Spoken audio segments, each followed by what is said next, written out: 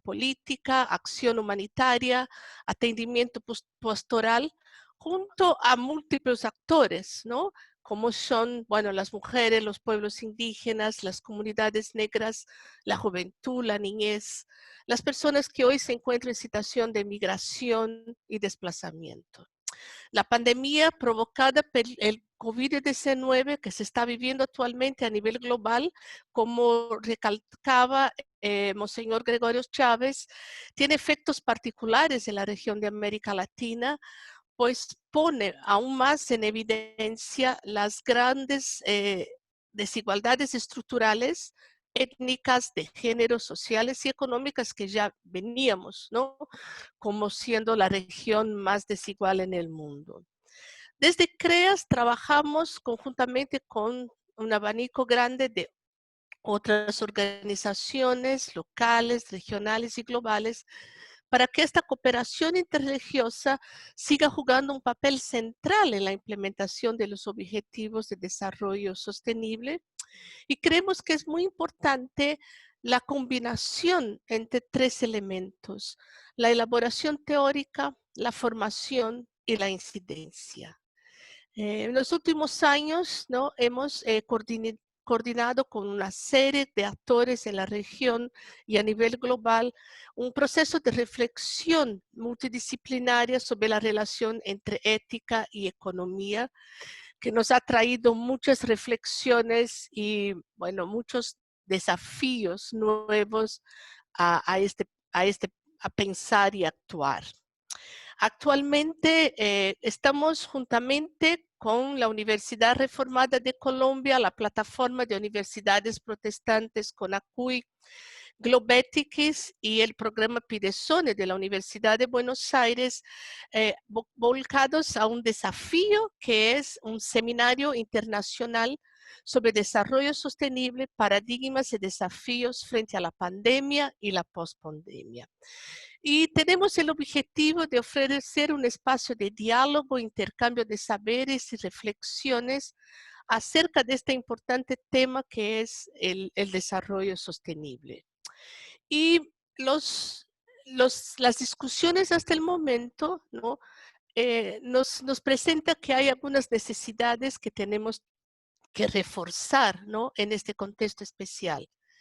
El primero, fortaleciendo también, ¿no? Las palabras del Papa y de Monseñor Chávez, avanzar en la conversión ecológica, que ya estaba en curso antes de la pandemia y que ahora nos toca profundizar en esta perspectiva que es tan importante, que es de la casa común, defendiendo a todos aquellas comunidades que son las efectivas guardianes de las florestas y de los más biomas amenazados: los pueblos indígenas, las comunidades negras, la academia, la solidaridad internacional. Una segunda es que las riquezas y los bienes comunes no sigan concentrándose. Eso parece una utopía, pero eso tiene que movernos día por día, ¿no? Y para eso hemos visto como importantes la adopción de la renta universal para superar los efectos de la pospandemia, la defensa, ¿no? De que cualquier vacuna no sea patente de las multinacionales farmacéuticas, pero que sea vista como un bien común, la aprobación de impuestos sobre las ganancias financieras y la concentración de las riquezas, y el fortalecimiento de la justicia de género en todos los niveles. Y por último, la condonación o perdón de las deudas de los países más empobrecidos y el alivio de la misma en los países llamados, ¿no?, de economías emergentes. Según el último informe, ¿no?, de la ONU sobre pobreza extrema y derechos humanos, hoy existen 64 países en el sur global que gastan más en los pagos de la deuda externa que en los sistemas de salud. Eso que es la prueba cabal, ¿no?, del debilitamiento de la capacidad de nuestros sistemas de salud en el sur global para enfrentar la pandemia. En este sentido, de estas tareas a que estamos llamados, pensamos que hay dos que son esenciales. Uno es cambiarnos el paradigma del desarrollo. Ya no podemos seguir pensando que desarrollo es sinónimo de lo económico, porque en realidad y en síntesis eso ha significado que es el ser sinónimo de un enriquecimiento rápido y fugaz de los trillonarios, el consumismo y un progresivo aumento de las desigualdades, que son aquellas que efectivamente generan la pobreza y la pobreza extrema. Estamos, en fin, en una crisis que no es solo sanitaria, es también una crisis política y una crisis ética. Y para eso tenemos que revisar indicadores. Y llamo de nuevo acá Philip Austin, que es el relator de la ONU sobre pobreza extrema y derechos humanos, que en su último informe manifiesta su crítica a los intentos globales de eliminar la pobreza y nos alerta bien fuertemente sobre la utilización de pobreza que pone a un nivel tan bajo, pero tan bajo, las condiciones para una vida digna y consistente con los derechos humanos. Él dijo que aunque usando medidas tan limitadas, se habla de 700 millones de personas viviendo con $1.90 por día. Y eso lo podemos mirar por nuestras ventanas en cualquier calle de América Latina y el Caribe. En América Latina ya vivíamos un contexto socioeconómico complejo, se vio agravado por la emergencia de la pandemia, tenemos los datos asustadores de la CEPAL para el aumento de la pobreza de la región a por lo menos el 35%, lo que anuncia, ¿no?, una crisis social mucho más fuerte. Y la última parte, ¿qué podemos hacer? ¿No? ¿Qué podemos seguir haciendo? Eh, Entendemos que las lideresas y líderes religiosos somos llamados y llamados hoy a profundizar nuestra diaconía ecuménica para que sea más abarcadora, inclusiva, innovadora, que pueda construir nuevos puentes o reforzar viejas relaciones, ¿no? Con varios actores estatales, no estatales, religiosos, académicos, sociales, todos aquellos que luchan por una vida digna. Y en eso estamos en Argentina, por ejemplo, en estos momentos, en una amplia articulación de experiencias locales, iglesias, organismos ecuménicos, el PNUD y la Secretaría de Cultos de la Cancillería del Gobierno argentino para ver de cómo una manera conjunta podemos fortalecer nuestro testimonio profético. El segundo, trabajar de forma coordinada y colaborativa a nivel regional, a nivel latinoamericano y caribeño, en un contexto donde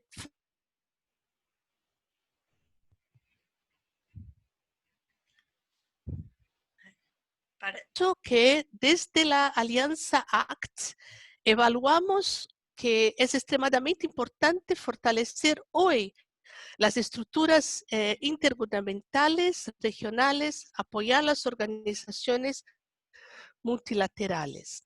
Es esta reflexión y este accionar que estamos haciendo desde el recién creado Foro ACTE Ecuménico en Sudamérica, el FESUR.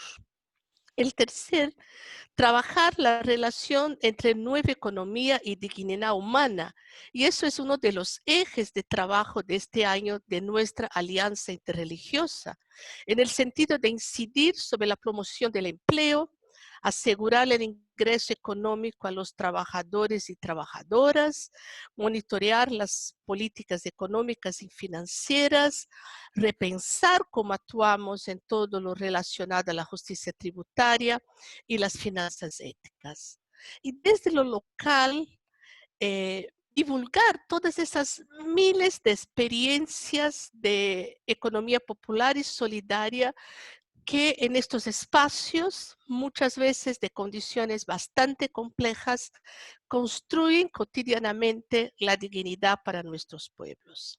Por último, seguir fortaleciendo tenazmente los derechos de los pueblos indígenas, también uno de los ejes de trabajo de nuestra alianza, principalmente por las condiciones históricas y geográficas, los pueblos indígenas de nuestra Amazonía, como bien habla el Papa Francisco y el recién sínodo amazónico. Hoy están amenazados por siglos de falta de asistencia. Ellos no enfrentan solamente un virus, porque de virus creo que los pueblos indígenas de nuestra región lo conocen hace más de 520 años.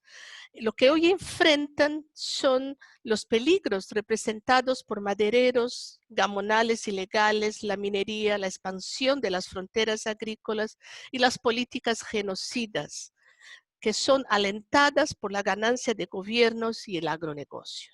Entonces, si queremos efectivamente seguir articulando, formando, revisando paradigmas para que los objetivos de desarrollo sostenible sea una efectiva en nuestra región, hay que seguir luchando como agentes de cambio y sumando esperanzas de que un nuevo mundo sigue siendo posible.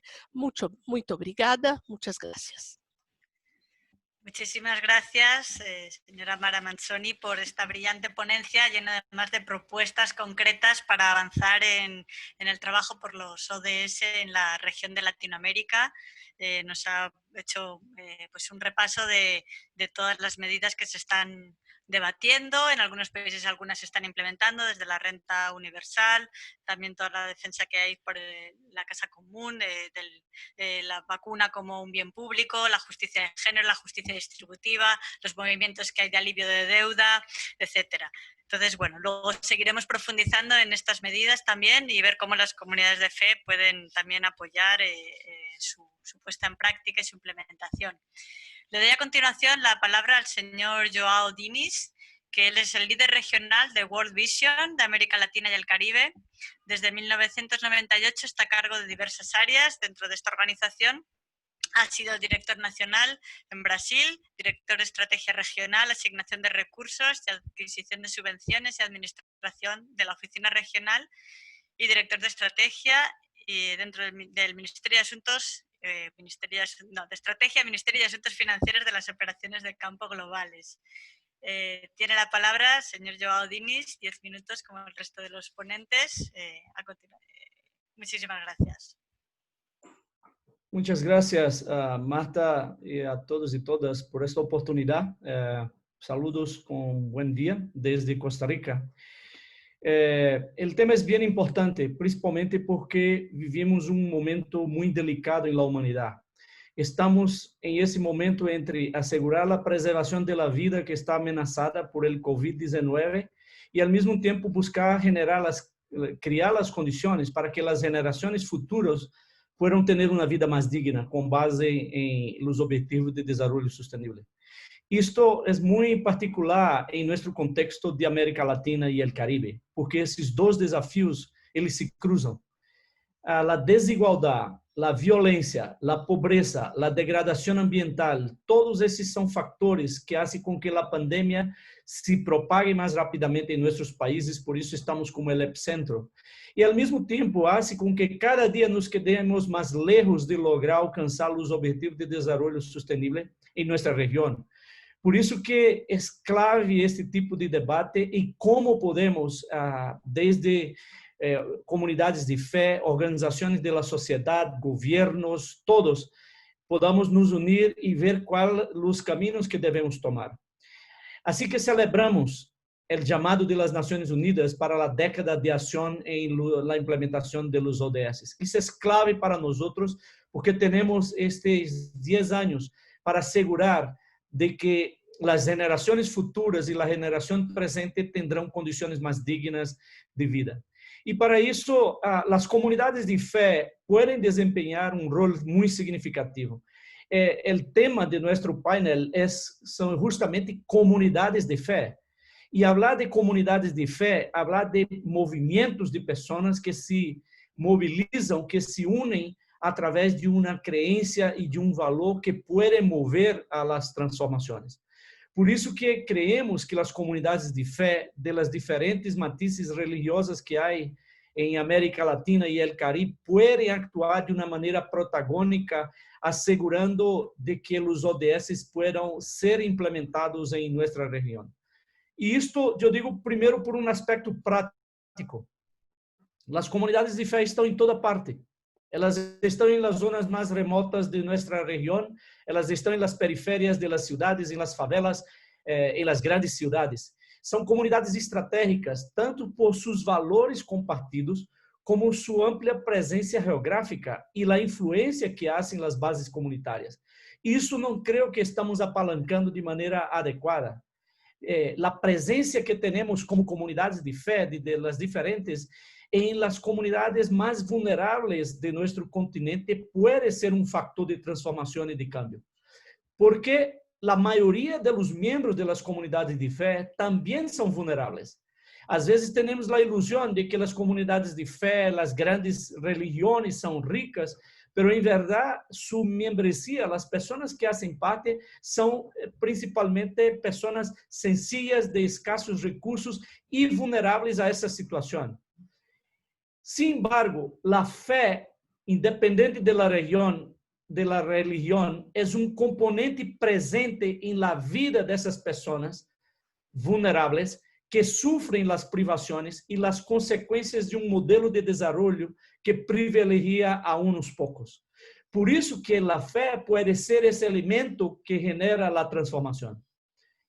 El segundo es que por sus valores y creencias que defienden, as comunidades de fé, elas compartem valores e princípios a favor da vida e do bem-estar humano. Sempre vamos escutar de qualquer líder religioso de uma comunidade de fé, pode ser a nível nacional, regional ou aún de uma comunidade chiquita, de que o maior valor que temos é o valor da vida, é do bem-estar das pessoas, da igualdade, da justiça, da solidariedade. E isto necessitamos fazer com que esteja presente em nossas agendas de trabalho. Também as comunidades de fé, elas invitam a um cambio de comportamento ético que afeta a vida social. As grandes transformações que temos em nossa sociedade sempre han tenido a participação ativa das comunidades de fé ou de um líder que inspirou para uma transformação e com isso hemos evolucionado como humanidade, como sociedade. E isso requer, porque ao mesmo tempo que as comunidades de fé podem estar a la par de lo que é a solução, a búsqueda de melhor qualidade de vida, de um mundo que seja mais igual, solidário, justo, incluso para as gerações futuras, que não tenham seu direito comprometido por nosso uso dos recursos em nossa geração atual. Isso é fundamental de que podamos mobilizar para esse intento, porque muitas vezes, desafortunadamente, as comunidades de fé também são mobilizadas para a alienação, para a exclusão de direitos e para agendas autoritárias de governos. Nós, como os líderes de organizações que trabalham buscando facilitar e promover de que as comunidades de fé puedan ter um papel actuante, ativo em la promoção dos direitos das pessoas, da transformação humana, da sustentabilidade de nosso planeta, nossa casa comum. É fundamental que tenhamos nossos programas de formação, nossas metodologias, nossos recursos em serviço de preparar e ajudar a las comunidades de fé. E não estou falando de las cúpulas, estou falando de las comunidades que estão de fé, de los grupos religiosos que estão em comunidades, principalmente as mais vulneráveis e carentes. Eu recuerdo visitando em América Latina alguns países que sempre, quando estamos em las comunidades, um lugar que é respeitado, como é o caso de El Salvador, são as igrejas de diferentes matizes, de que aún com a violência, todavia é um espaço que se respeita. Visitando também em Fortaleza, identificamos que só em um barrio de los mais violentos da cidade havia mais de 40 pequeñas congregaciones de fe de diferentes religiones ali actuando y muchas veces haciendo un trabajo que el Estado, el gobierno no está haciendo. Entonces, es un potencial que tenemos porque esas comunidades, elas privilegiam a vida de las personas más vulnerables. E isso está presente em quase todos os livros sagrados. Se elas entendem o sofrimento, porque elas sofrem na pele, lo que é viver em uma região remota, lo que é ser um niño vulnerável, lo que é ser um migrante, seja salindo desde Centroamérica acá hacia Estados Unidos em busca de uma esperança, de um sonho, ou salindo de Venezuela a outros países, seja os moradores de la calle, seja as comunidades LGBTs, seja os indígenas, esses grupos estão em alta vulnerabilidade e necessitamos, como comunidades de fé, fazer nossa contribuição. E aí eu vejo, já terminando, algumas contribuições que as comunidades de fé podem fazer para os ODS. Primeiro, há dicho muito conhecido entre as comunidades cristianas de que a fé mueve montanhas. Então, que usemos esta fé para mover as montanhas, arrancar e quitar os obstáculos para que podamos ter a implementação dos objetivos de desenvolvimento sustentável. Com isso, há dois aspectos claves que as comunidades de fé podem fazer com respeito à implementação dos ODS. Primeiro, fazer visível os mais vulneráveis em la agenda dos ODS. Às vezes, mirando-los, todos os 17 objetivos que temos, podemos olvidar de que há grupos particulares, como eu recém mencionei, que sim requerem uma atenção especial. Isto as comunidades de fé podem levantar suas vozes, podem demonstrar de que sim se pode mobilizar para que esses grupos estejam na agenda. Segundo, usar de sua presença em las comunidades locais para hacer a mobilização e a incidência, a formação de redes de trabalho, de cooperação interreligiosa em las comunidades e que desde aí saia o movimento que permita a transformação, a influência sobre as agendas do governo a nível local, nacional e multilateral. Creio que esses são dois caminhos. Nós em World Vision temos o compromisso institucional de apoiar a implementação da agenda dos ODS em todas as áreas onde trabalhamos, especialmente para que a niñez seja visível, porque esse é dos grupos mais vulneráveis e queremos que esteja visível em qualquer que seja a implementação dos 17 Objetivos de Desenvolvimento Sustentável. Al mesmo tempo, buscamos facilitar a mobilização das comunidades de fé cristianas e o diálogo interreligioso para que a fé seja elemento de transformação da realidade hacia a construção de mundo mais justo, igual para todos y todas. Muchas gracias. Muchísimas gracias, señor Joao Diniz de World Vision, por este ánimo que nos ha dado, ¿no?, a movilizarnos como comunidades de fe, precisamente haciendo valer esa fe como agente transformador, ¿no?, que realmente pues mueve montañas, y creo que es un punto común de todas las comunidades aquí representadas, también por esa atención a los más vulnerables, a los más pequeños y a las comunidades locales. Es cierto que las comunidades de fe llegan donde no llegan los organismos internacionales, donde no llegan los gobiernos. Siempre hay una pequeña iglesia, una comunidad de fe que está realmente apoyando a los más excluidos. Voy a dar la palabra ya al último ponente de la primera ronda de panelistas, al señor Benjamín Laniado, que es fundador y secretario general de Comité de Ayuda a Desastres de Emergencias Nacionales, Cadena, nacida en la Comunidad Judía de México, y ahora pues es una organización judía global para el desarrollo y la ayuda humanitaria. Desde los últimos 14 años ha dirigido numerosas misiones de socorro a víctimas de desastres naturales en todo el mundo. Tiene la palabra el señor Benjamín Laniado, 10 minutos como el resto de los panelistas. Muchísimas gracias. Muy buenos días a todos, muchas gracias, Shalom. Me da mucho gusto estar acá, me siento muy honrado de estar compartiendo este foro, este panel, este piso con todos ustedes y sobre todo con las propuestas que hemos venido escuchando. Me quiero sumar a todo esto explicando un poco que nosotros en Cadena lo que tratamos de hacer es que implementar a manera activa en el campo de trabajo lo que en hebreo se llama tikkun olam, quiere decir reparar el mundo. Reparar el mundo quiere decir luchar todas las causas que debemos de luchar para formar y construir un mundo mejor, logrando sanar todas estas cosas que hemos un poco echado a perder a lo largo de la historia de la humanidad. Creemos muy fielmente en la transición de lo espiritual a lo social. Quiere decir que cualquier hombre de fe debe de convertirse en un luchador social.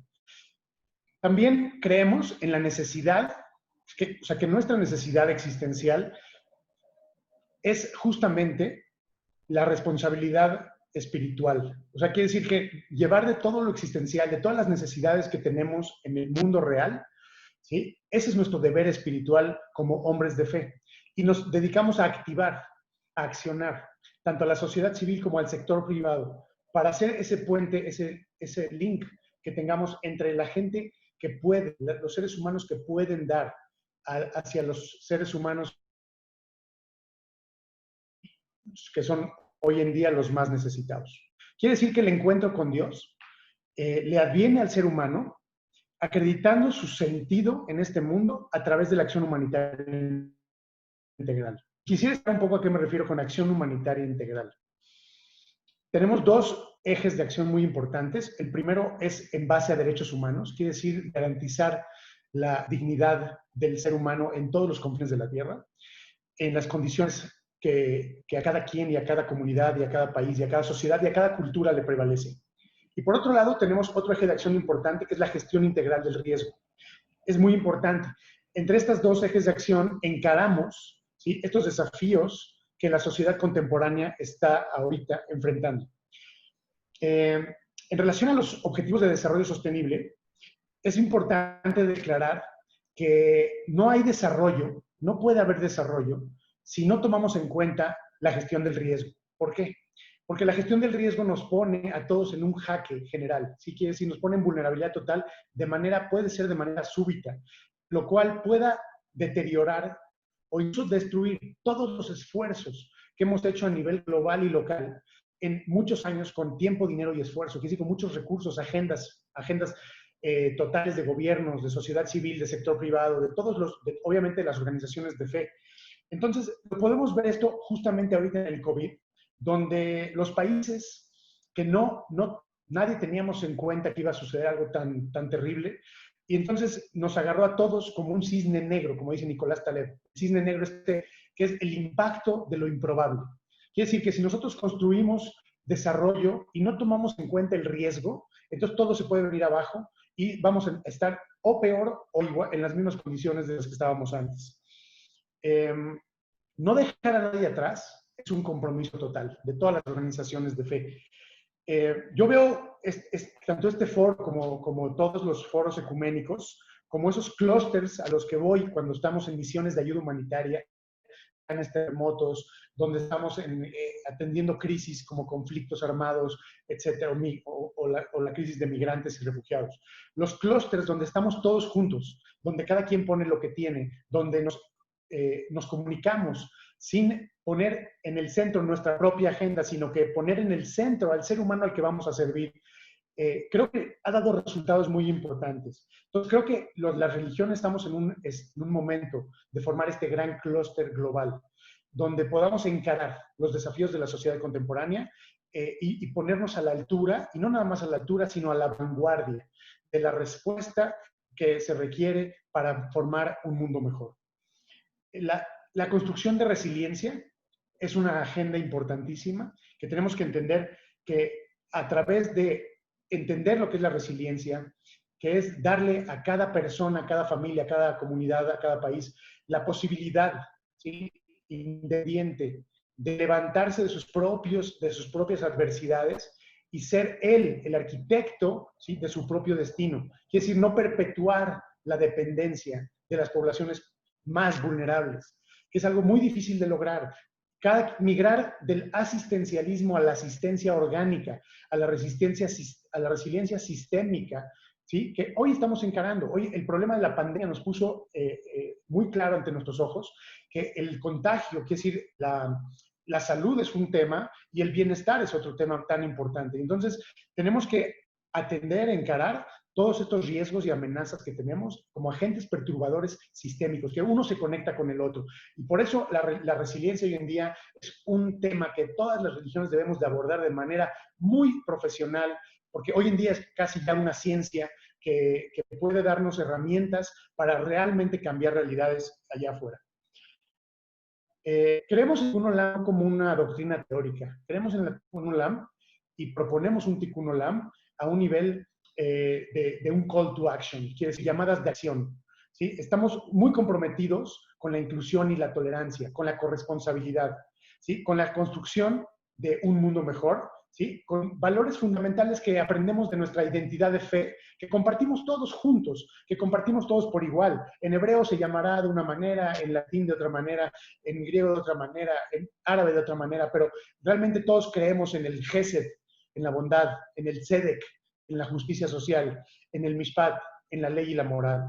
Quiere decir, el Tzedaká en el término hebraico, ¿sí? No habla de una caridad, no habla de dar caridad, habla de realmente justicia social, donde el altruismo juega un papel fundamental. El altruismo en todas sus letras, quiere decir sacrificar de uno mismo, ¿sí? Para corresponsabilidad de otro. ¿Sí? Y tener en cuenta todo el tiempo en nuestro centro de pensamiento que la otredad es algo que no podemos quitar de nuestra ecuación.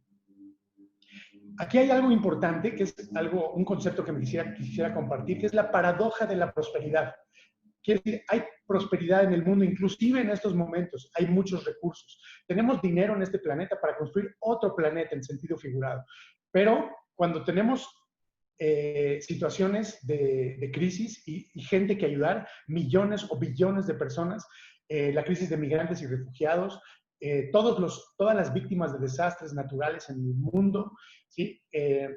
Obviamente todo el rezago de extrema pobreza que podemos ver, que es algo grandísimo en proporciones inmensas en el mundo, no se puede lograr con gestos de ayuda, se tiene que lograr con compromiso real. Y por eso digo de la paradoja de la prosperidad, porque hay tantos recursos y yo creo que las religiones podemos poner a disposición de una Agenda 2030 nuestros foros, todos nuestros foros, y agendar en nuestros discursos, sobre todo la corresponsabilidad en términos orgánicos de cambiar realidades fundamentales.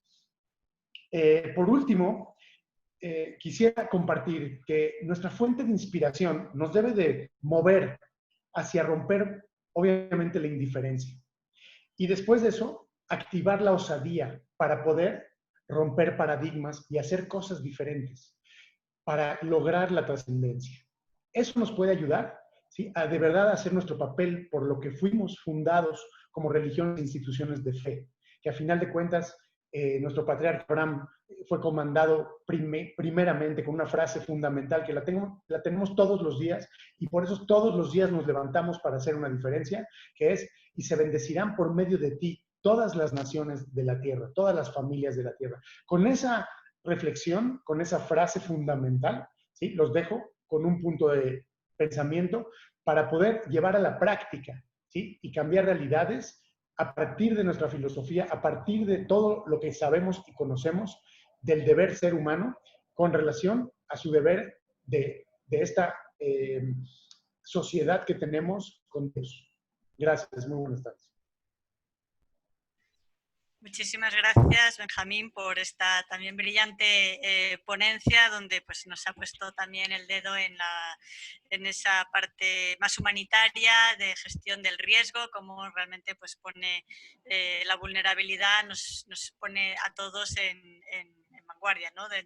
En cualquier momento, cualquiera de nosotros, como hemos visto con esta pandemia también, pues somos vulnerables y también como la fe, ¿no? sostiene la acción humanitaria y ese compromiso por la justicia social que ha expuesto tan brillantemente, ¿no? Y esa corresponsabilidad por cambiar la realidad y romper la indiferencia, y bueno, pues con ese mensaje también de esperanza que nos ha dado al final, ¿no? De todas las naciones serán bendecidas y Y bueno, pues aprovecho también para dar un saludo a todas las naciones que nos están siguiendo. Tenemos más de 130 participantes de numerosos países, de casi todos de América Latina, de Colombia, Perú, Argentina, México, El Salvador, Brasil, Bolivia, Ecuador, Guatemala, Chile, Panamá, Nicaragua, Cuba.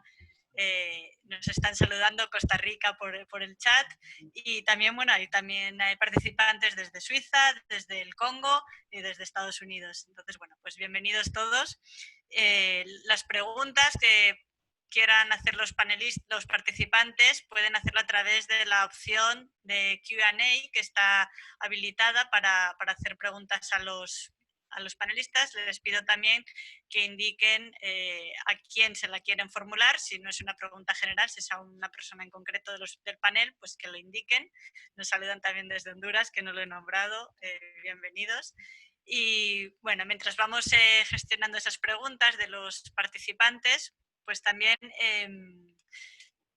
preguntarles, ¿no? Aprovecho del debate para todos los panelistas por profundizar en el tema de la discriminación y la desigualdad en el contexto del COVID. Hemos visto también cómo la pandemia ha puesto de manifiesto las desigualdades existentes, ¿no? Las ha profundizado.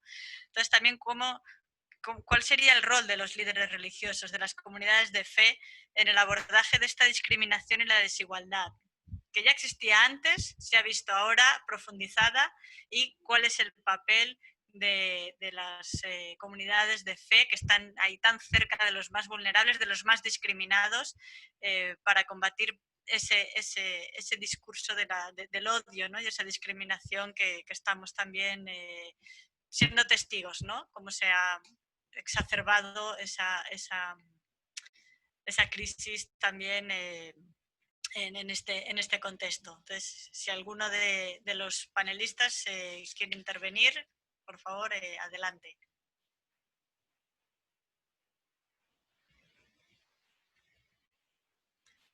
Tienen que darle a desbloquear el micrófono si van a intervenir.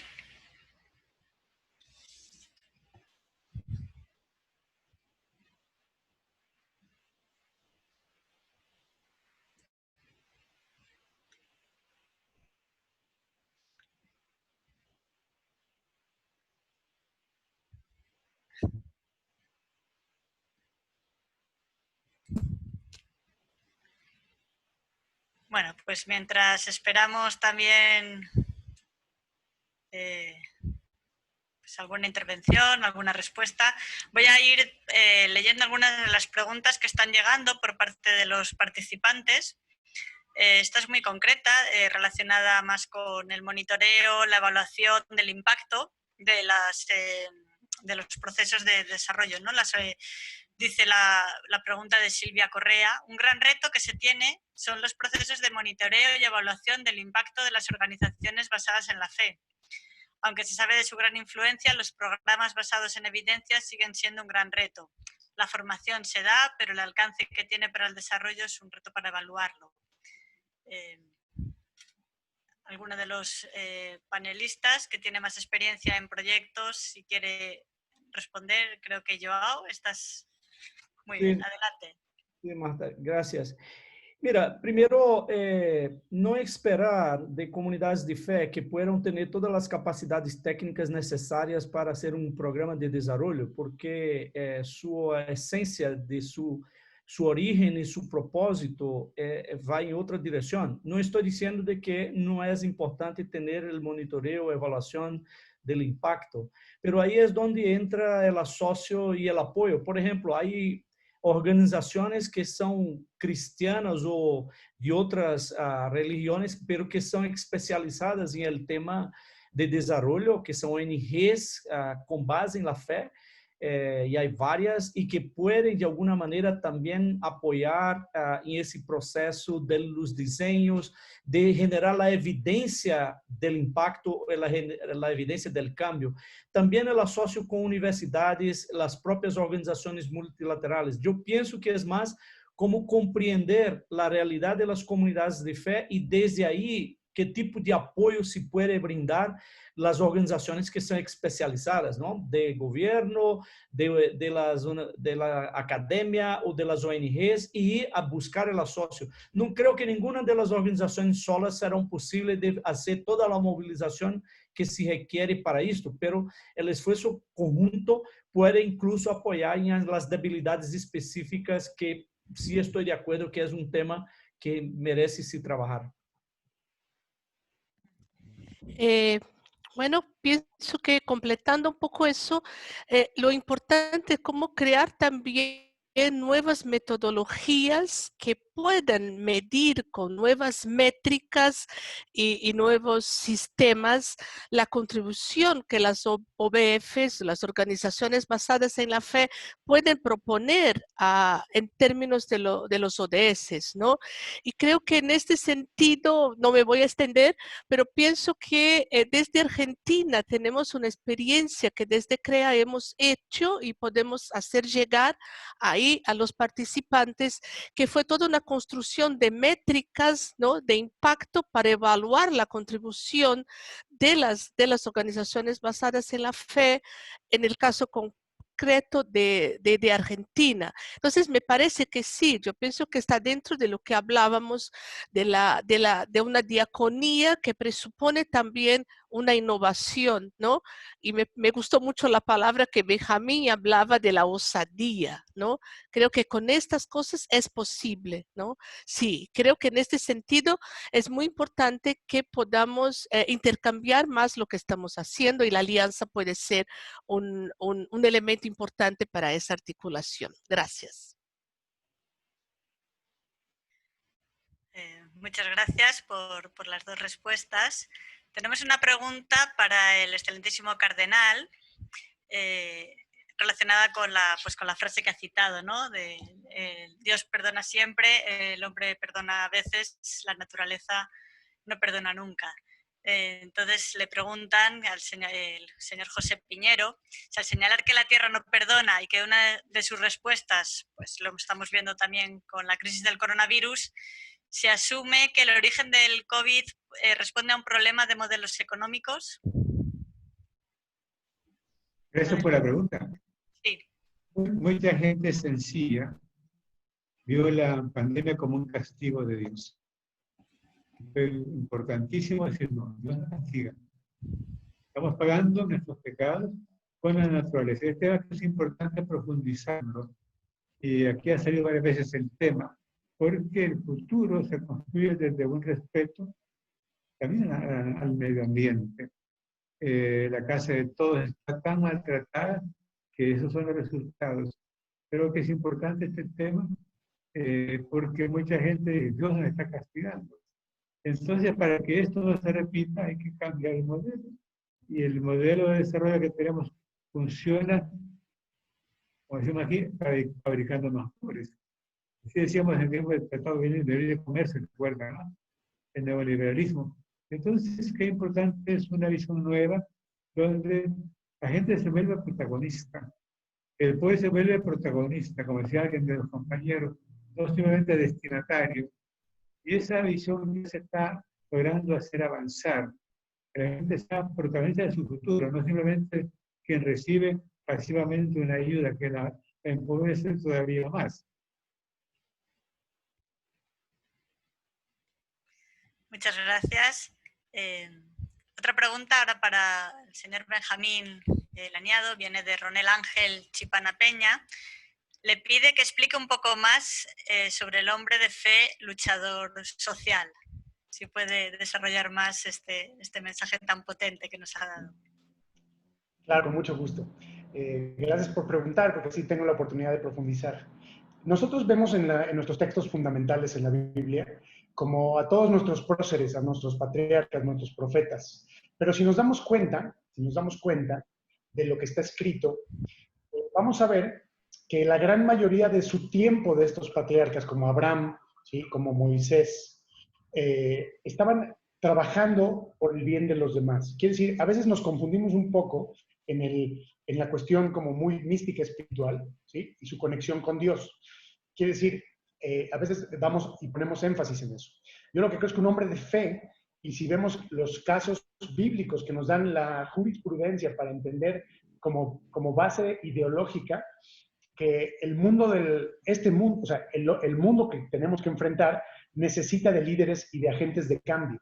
Y esos agentes de cambio son justamente esos hombres de fe que a través de una epifanía, a través de entender cosas que los demás no entienden o tener iluminaciones que otros no tienen, en el idioma que ustedes lo quieran decir, entonces tienen más fuerza, más inteligencia, más recursos para cambiar realidades.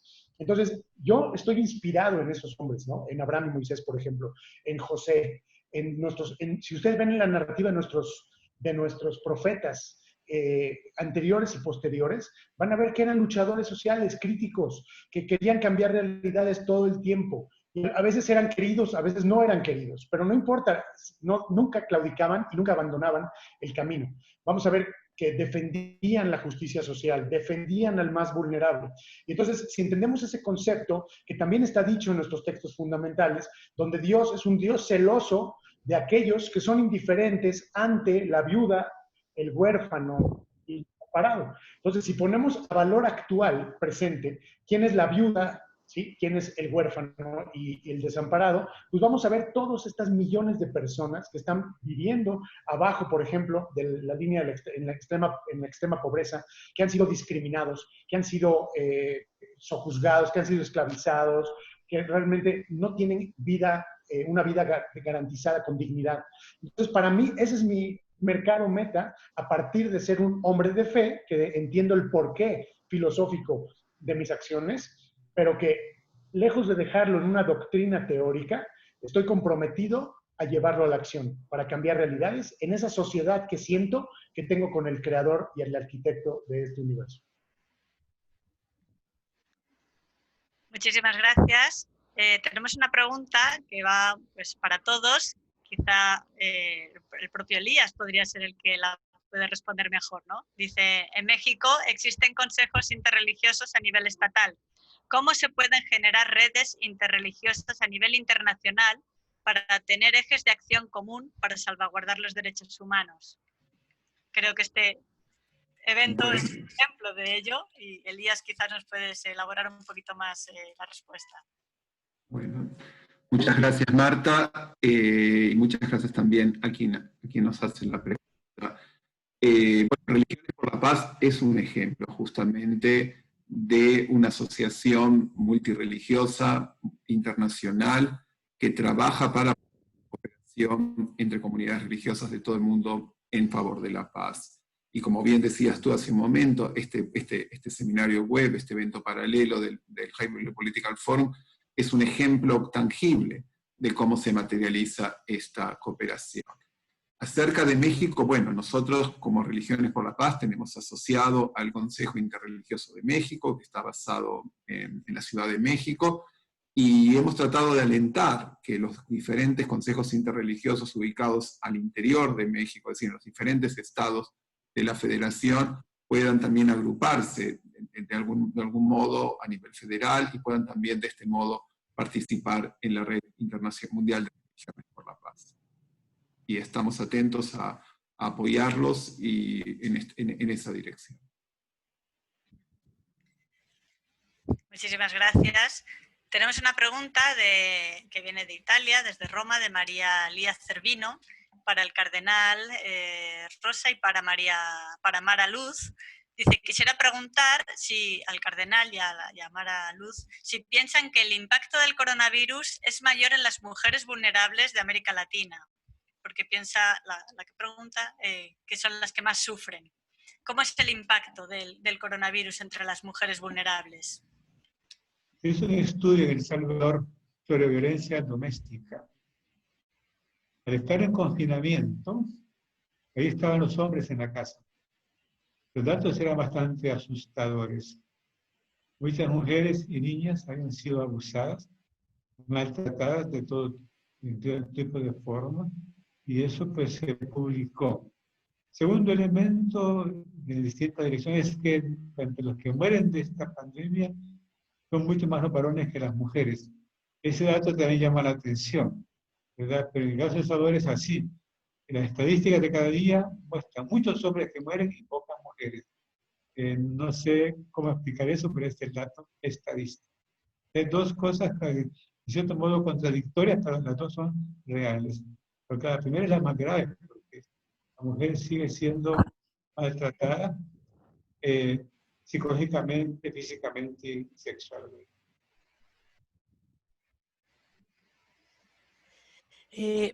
A mí me parece que además de la violencia, lo que hemos visto, y hay muchos análisis y datos en todos los países, es la extremada sobrecarga, ¿no? Que sobre las mujeres en términos del trabajo y de las tareas del cuidado, ¿no? Sea por el hecho de que son ritmos de familia, son mujeres solas, hay que ir a buscar los recursos para la casa, la alimentación. Pero a mí, entonces realmente son, ¿no?, las afectadas por toda esta situación. Pero a mí me parece que es muy importante, y ahí creo que articulando un poco con la pregunta de la discriminación que se planteaba antes, yo pienso que también tenemos que nos desafiar, ¿no?, como líderes y lideresas religiosas, que es distinto, ¿no? Y eso ya es una cuestión personal. Yo, como una mujer blanca, urbana, profesional, el sufrimiento que puedo tener es distinto de una mujer blanca y de una mujer negra, ¿no? Principalmente en algunos países y en Brasil hoy, la vulnerabilidad también tiene color, ¿no? Son mujeres negras que están enterrando a sus hijos asesinados en las favelas en Río de Janeiro. Son las mujeres indígenas en la Amazonía que no están poniendo enterrar a sus hijos en estos momentos como su cultura la determina. Entonces sí, hay mujeres que sufren, pero hay mujeres que son mucho más vulnerables, y para eso me parece que es importante entender las desigualdades que sufrimos como que son interseccionales, ¿no? Ellas no son solo por el hecho de ser mujeres vulnerables, pero también con la piel que traen y donde viven hoy en la región. Muchísimas gracias. Hay varias preguntas encaminadas a, bueno, que solicitan las presentaciones, las ponencias, las palabras que han dado los ponentes. Bueno, los organizadores del evento pues informarán, ¿no?, de dónde están accesibles y cuándo. Una pregunta para Joao. Dice, ¿por qué las comunidades de fe tienen que movilizarse? ¿Qué características tiene que tener esta movilización? Bueno, es una muy buena pregunta. Primero, como yo dije, porque sus miembros sufren y están viviendo la vulnerabilidad y todos los efectos de lo que es la desigualdad, la violencia y la pobreza. Às vezes tenemos una idea de que los miembros de comunidad de fe son personas de muchos recursos y tal, cuando en verdad la gran mayoría, cualquier que sea la región, son personas muy pobres que estão aí nas comunidades. Então, é lo que Benjamin estava dizendo de los hombres e mulheres de fé que hacen, são promotores del cambio. E isso é lo que vemos. Já há movimentos. Lo que necesitamos é como identificar, apoiar e apalancar o esforço que hacen em muitas comunidades. Qualquer um de nós outros, em qualquer parte de América Latina e el Caribe, vamos a encontrar uma iniciativa de um líder, uma liderança que está aí em uma comunidade e estar fazendo algo por sua comunidade. O grande desafio nosso, e por isso celebro esse tipo de evento, é que às vezes se torna mais difícil o diálogo ao nível mais institucional e mais a esse nível. Por isso, nós celebramos as religiões por la paz, religiões por la niñez e tantos outros movimentos que estão aí. Pienso de que sí, volviendo a la pregunta de Silvia, el comentario sobre el tema de monitoreo, evaluación y todo, yo diría que más do que solo esto, como ayudamos a construir capacidades em esses movimentos para que sejam mais efetivos em sua agenda de transformação, que tem componente mobilizador muito forte, que é a fé, é a crença, é algo que transcende simplesmente condições materiais. Ahí está el poder que tenemos como comunidades de fe, de promover una transformación hacia una vida más justa. Y cuando vemos aquí algunos comentarios sobre la crisis de la democracia, que es lo que está alguien aquí hablando también, justamente los grupos más fundamentalistas son personas que están buscando instrumentalizar esos grupos en las comunidades de fe. Entonces, hay ahí un campo también para nosotros buscar a generar y a ejercer incidencia en todos los niveles, para que esas comunidades, elas sí puedan estar al servicio de la vida, de la justicia, de la paz y de la igualdad. Muchísimas gracias. Una pregunta para Benjamín Laniado. Dice, cuando existe un desastre hay gestos de ayuda momentáneos. Dice, pero quisiera 3 ejemplos de cambios para romper los paradigmas. La pregunta viene de Elsa, de Perú. 3 ejemplos, ¿no? ¿Cómo rompemos el paradigma? Un paradigma que podemos romper. Bueno, primero me voy a referir a lo de los desastres. Hoy en día la gestión del riesgo es toda una doctrina que viene bajando del marco de Sendai, que firmamos hace unos años, donde tenemos obviamente ya una Biblia, digamos, para seguir por 15 años por lo menos, donde estamos ahí analizando cada una de las, de manera holística e integral, cómo generar resiliencia en las comunidades. Entonces, hoy en día, la manera de encarar un desastre no es nada más en la asistencia de la respuesta inmediata, que claro que está incluida, pero tenemos varias fases, ¿no? Que es la prevención, la preparación, la respuesta y la recuperación. Quiere decir, son esas 4 fases de la gestión del riesgo. Entonces, hoy en día las ONGs profesionales dedicadas a la gestión de riesgos estamos atacando todos estos frentes como si fueran una agenda particular cada uno. O sea, quiere decir, hay programas, muchos programas de prevención, donde hemos tenido resultados increíbles cuando vamos a comunidades que ya transferimos capacidades. Nosotros ya les transferimos esas capacidades para que ellos mismos hagan frente a sus propias adversidades y hemos visto el resultado tangible que cuando llega otra vez el desastre o el fenómeno, me refiero, llega un fenómeno natural, ya no se convierte en desastre. ¿Sí? Es algo increíble. Entonces, es un trabajo incansable. O sea, es mucho trabajo. ¿Por qué? Porque hay que, de verdad, empezar nosotros construimos muchos riesgos como civilización humana a través de los siglos, porque no teníamos presente la gestión del riesgo. Entonces, lo que tenemos que hacer ahorita es encarar esto de manera retroactiva, y es muy difícil. Y por eso hay que romper paradigmas, ¿no? Entonces, un paradigma de estos es empezar desde la prevención, desde la cultura, ¿sí? Generando cultura en las comunidades. Romper otro paradigma es, por ejemplo, hacer partnerships, hacer colaboraciones con otras ONGs de otras religiones, con lo cual hemos hecho muchas. Te puedo dar casos con religiones islámicas, con religiones católicas, cristianas, agnósticas, de todo tipo de religiones basadas en cualquier tipo de doctrina. Y, por ejemplo, Caritas es una de ellas, World Vision es otra de ellas, donde Islam Aid, Christian Aid. Hoy te voy a poner un ejemplo. Estamos colocando un ejemplo concreto donde estamos rompiendo paradigmas. Que hemos estado en el conflicto con los refugiados sirios, ayudando a todos los sirios, siendo nosotros de fe judía. ¿Sí? Entonces es evidente lo que te estoy diciendo, es romper un paradigma. O, por ejemplo, estamos instalando un hospital en la frontera con Gaza para atender a toda la comunidad gazatí que requiera servicios hospitalarios de alto nivel. ¿Sí me explico? Esos son romper paradigmas. Quiere decir, no hacer las cosas bajo las doctrinas y culturas anteriores, sino que entender que el mundo necesita de gente evolucionada que tenga una visión al futuro para poder lograr llegar a ese futuro. Y eso no lo podemos hacer haciendo lo mismo que venimos haciendo antes. Entonces, esos 3 ejemplos te dejo como romper paradigmas. Mientras más colaboremos entre todos, dejemos a un lado todas las diferencias, son mínimas, de verdad mínimas, son más de forma que de fondo, ¿sí? Y entonces celebremos nuestra fe actuando en conjunto y de verdad poniendo al ser humano, ¿sí? Al planeta en el centro de la agenda global. Muy bien, vamos a ir terminando. Hay una pregunta sobre la crisis de la democracia en la región que va para la señora Mara Manzoni Luz y para el señor Cardenal. Dice, en muchos países la unión entre el fundamentalismo religioso y el fundamentalismo económico está en el centro de la crisis de la democracia. ¿Cómo es posible cambiar este panorama y asegurar que los actores de fe sean vectores para fortalecer la democracia y no al contrario?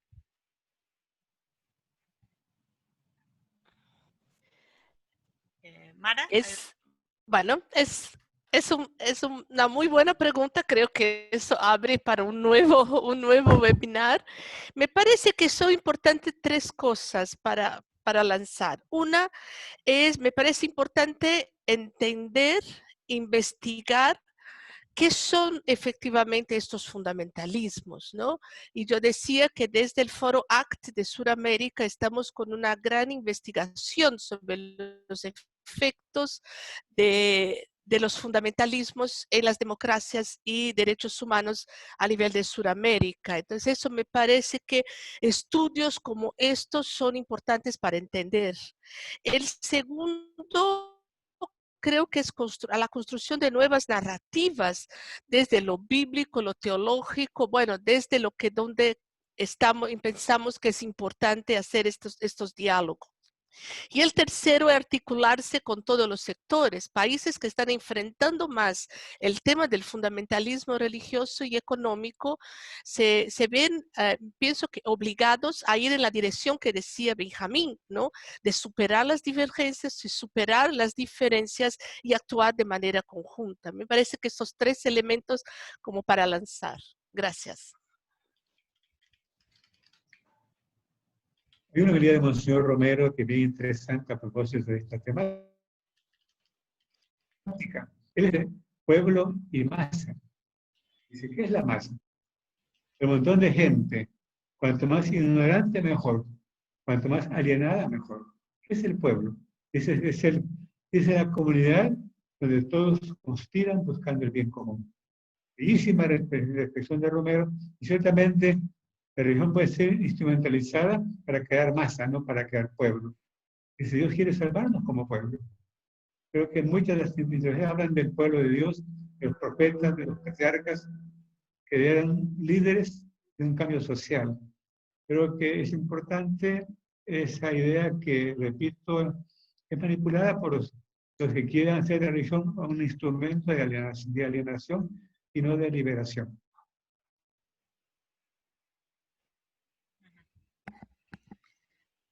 Bueno, muchísimas gracias. Hay más preguntas sobre la participación de otras comunidades minoritarias religiosas, sobre cambio climático, sobre la discriminación, etcétera. Bueno, hay cantidad de aportaciones. Yo creo que por escrito los panelistas estarán disponibles para poder responder a las preguntas, también los organizadores del evento. Vamos a pasar a las palabras de clausura de Deepika Singh, que es la secretaria general asociada y directora de programas de Religiones por la Paz Internacional, donde dirige la estrategia general de los programas y su implementación y monitoreo. Tiene más de 15 años de experiencia profesional en asuntos internacionales y de desarrollo, incluida la gestión de proyectos en alianza con agencias de Naciones Unidas y de gobiernos de varios países. She's going to talk in English, so entonces, estoy ahora en el canal de español. Por favor, confirmen si me están escuchando bien. Gracias, moderadora. Saludos a todos.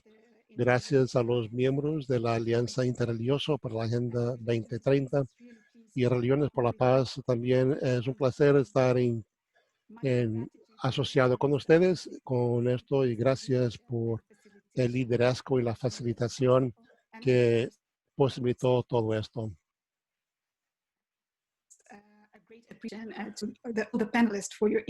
Y gracias también por las presentaciones de los panelistas. Ha sido muy inspiradora.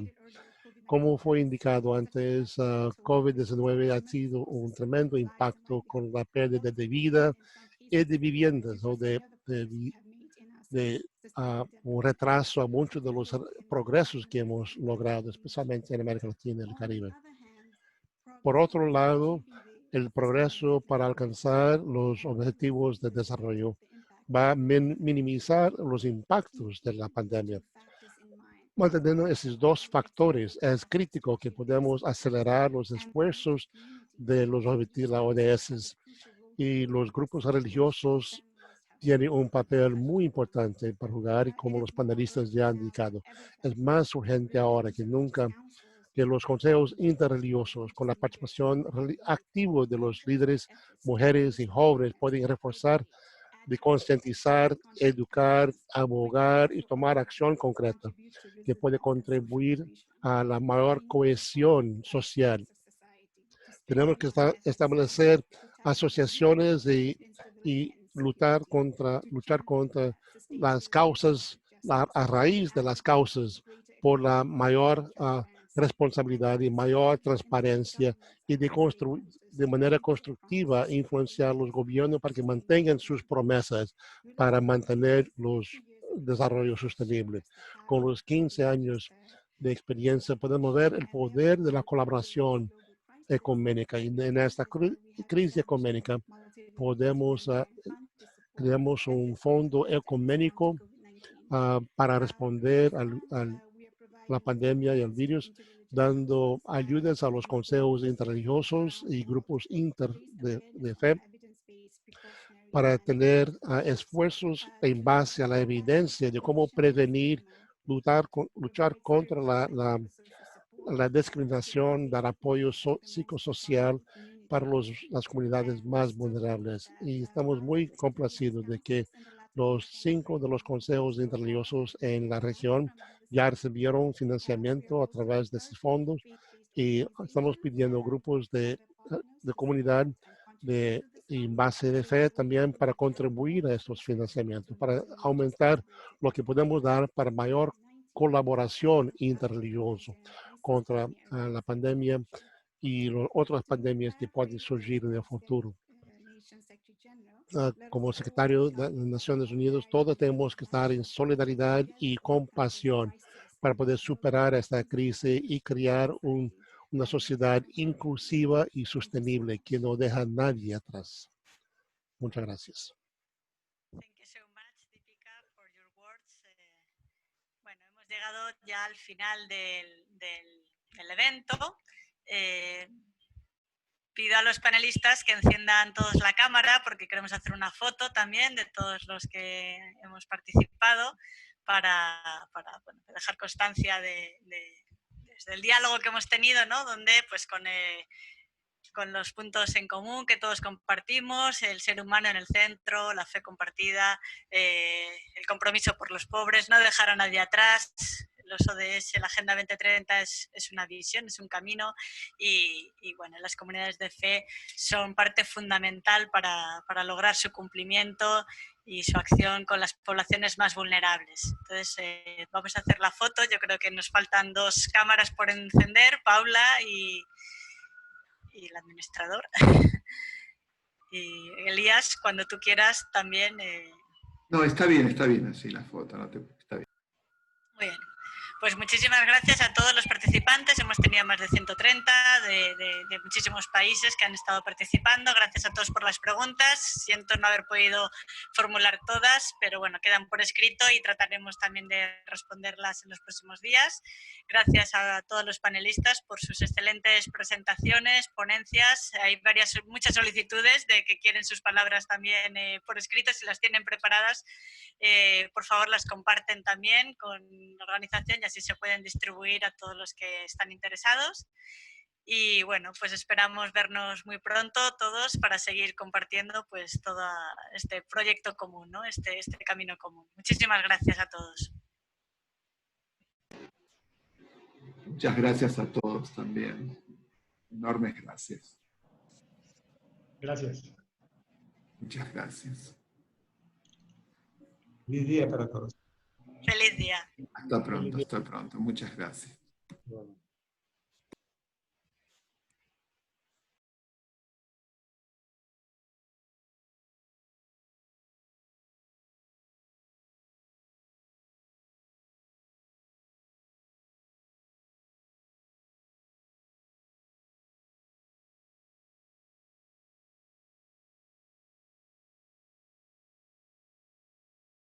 Muchas gracias, muchas gracias. Bueno, gracias por todo. Muy buena la transmisión. Gracias. Entonces estaremos en contacto en el futuro, entonces. Gracias.